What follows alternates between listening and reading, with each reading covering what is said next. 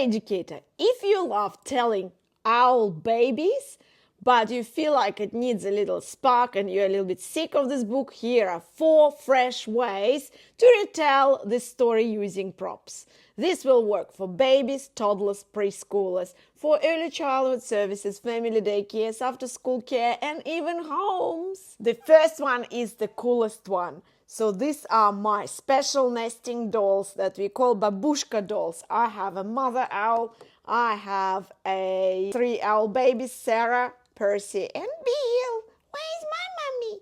And the shrinking sizes help children to remember the order of the story. Also, yesterday in Early Childhood Center, they spent about 3 hours doing this, trying to open them with their toddler hands, and it wasn't easy. The little one was everyone's favorite, and some of them would put it inside the big one and shake, and then it would say, here it is. Really great tool for telling stories, especially with the element of surprise. Now let's set up a tiny branch where they can sit. Yeah, I found this outside. And you can get the owls from the op shop. You probably have seen these owls everywhere. And over time, I collected all 4 of them. Biggest one for Mommy, yeah? Then Sarah, Percy, and Bill. The most amazing thing that they're stackable, just like this. And if you want to add natural elements to it, you can always use wood cookies.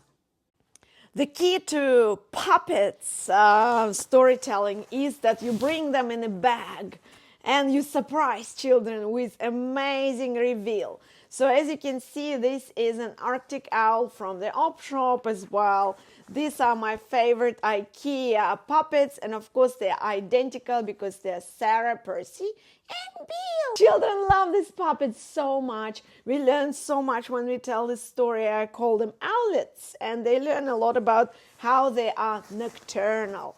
And someone special always like to be a mommy who goes away hunting and always comes back.